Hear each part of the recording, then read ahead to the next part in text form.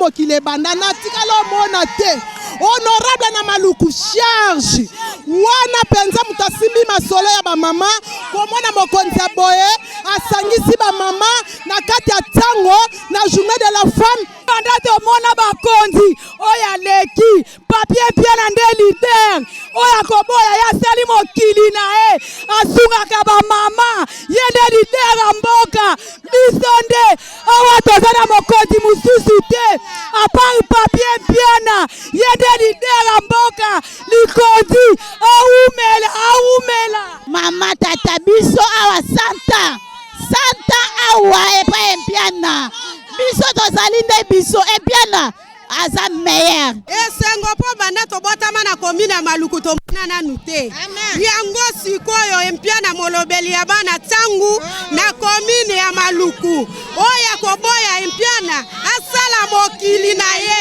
jeune pona développement lobby ya Maluku awa komponi na biso papier empiana na Maluku apari mususu aza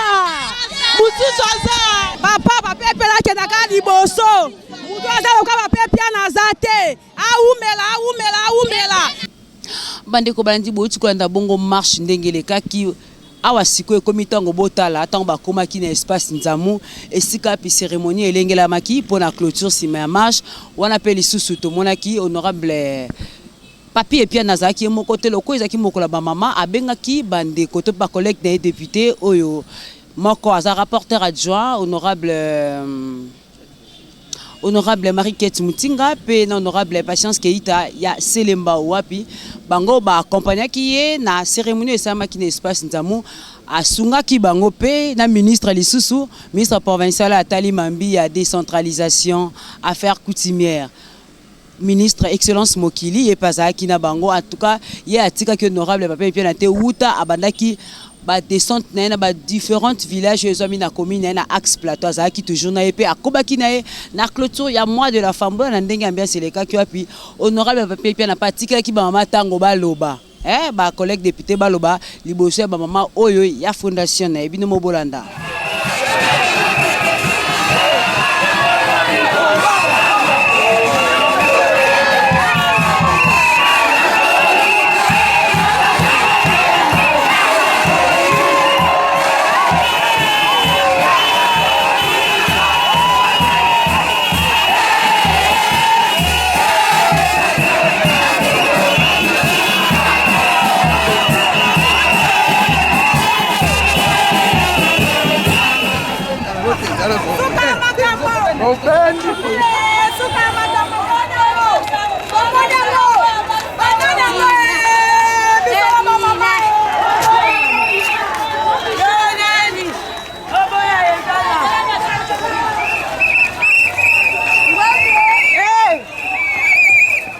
qui m'a sauvé ici à 0R.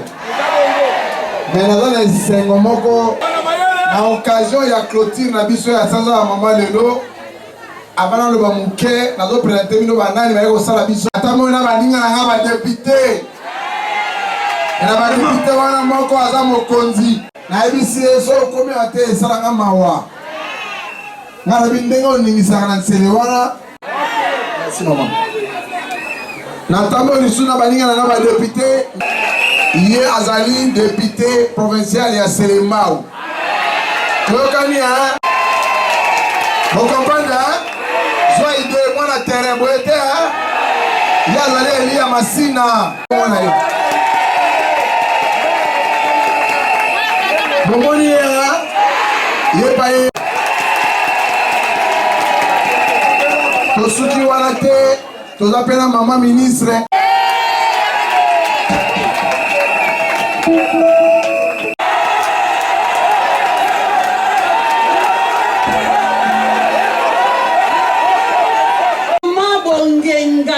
Kaka mama Maluku oye est-ce que Maluku ko kwaya boke banzele kwa isabima ba papa ya Maluku oye na mukuse penza boka ngelo ko moko kaka ba maman biso nde tomemaka ba papa na maboko aza na assemblée ya 2023 te na otuna bino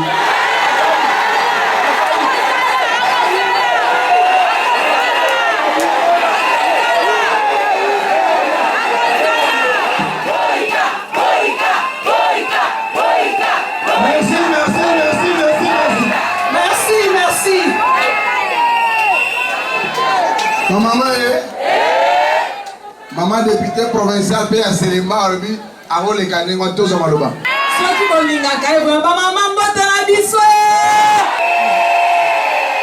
Merci beaucoup. De l'autre, on s'est payé pour partager joie ensemble.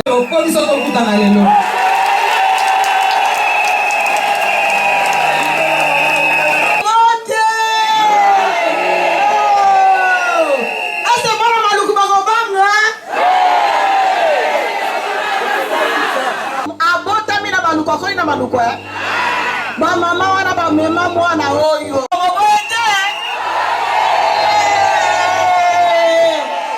La kamora na ye. Bonne fête, bonne fête, bonne fête. Bana maluku nyoso ba papa maluku. Okololamu sanza na bino sili mbote mbote bonne fête na bino nyoso. Merci mini ba mama. Ngai na mibenga na kombo ya pas question.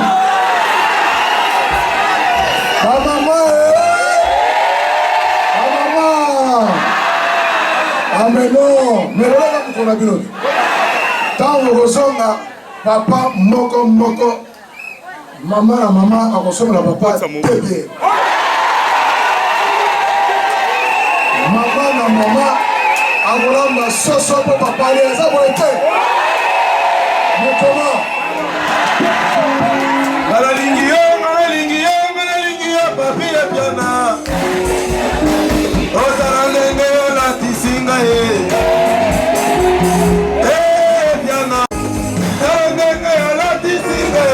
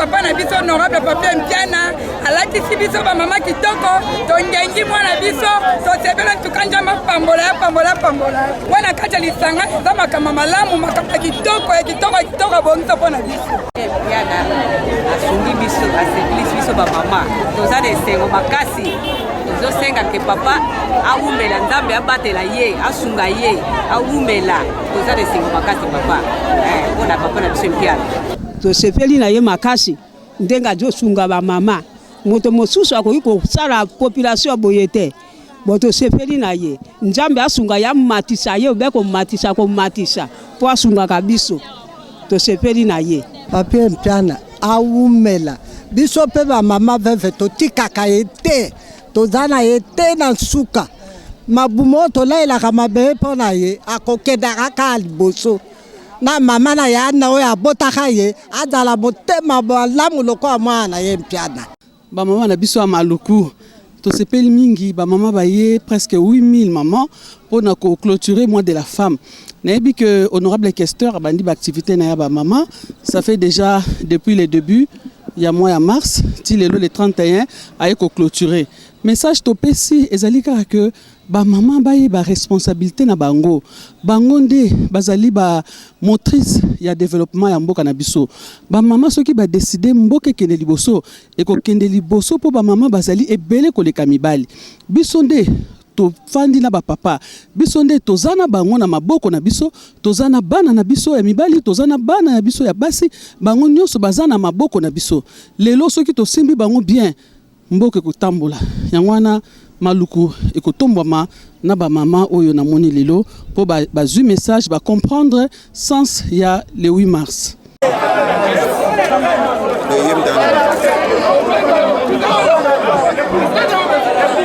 J'ai clôturé cette journée avec les mamans en bonté parce que vous savez bien que nous,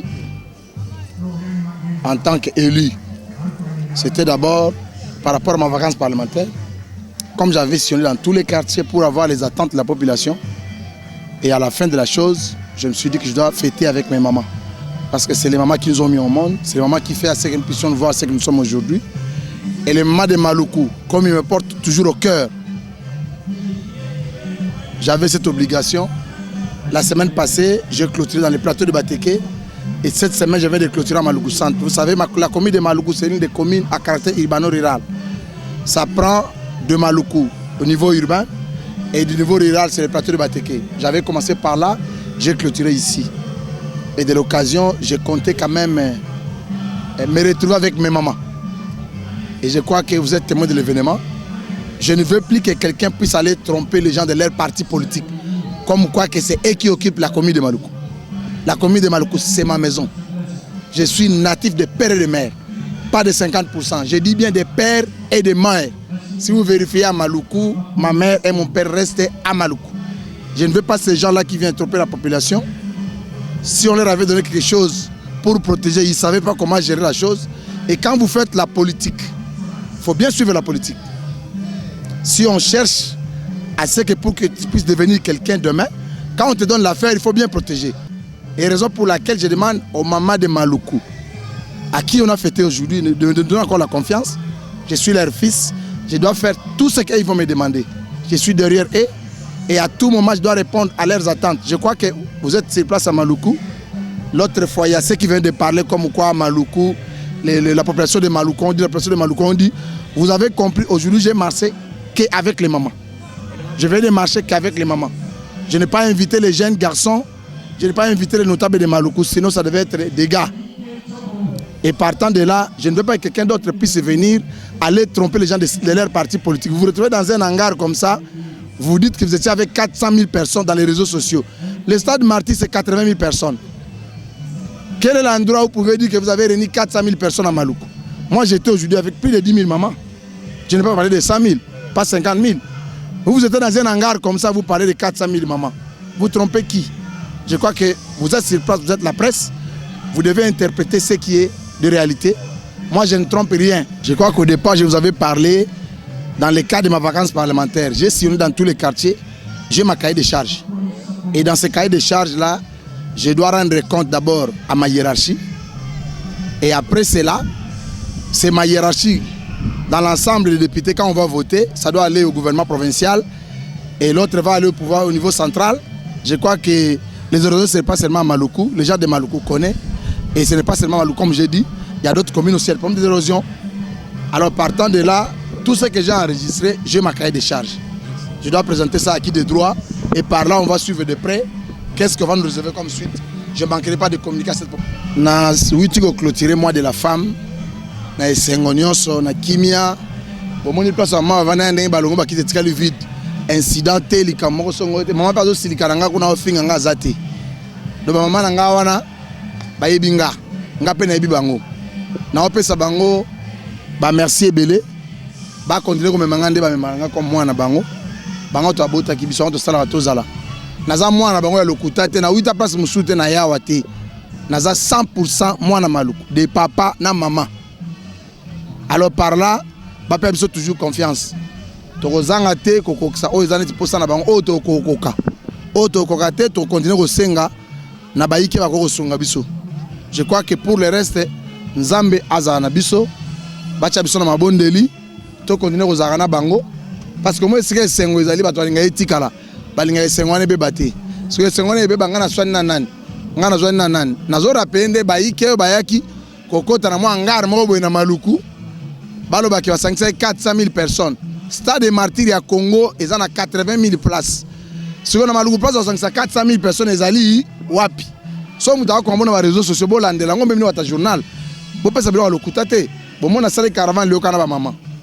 Na sangisi ba jeune garçon te. Na sangisi ba notable te. So na bimisa ba ngeza dégâts.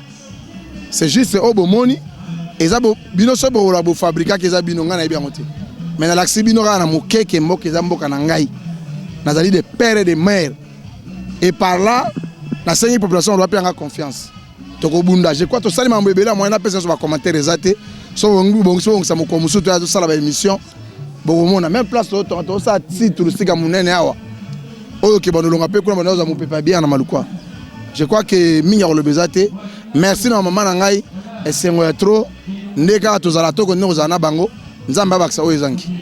Merci na Patine Tsumbu l'international pe Sadou Dimbo pona bilili le lenge etalisami kasi bino bino moko bomoni to baki na esika biso to loba mingi to loba te image de talisa bongo nde tozana beso bino bande ko balandi boya kayaka.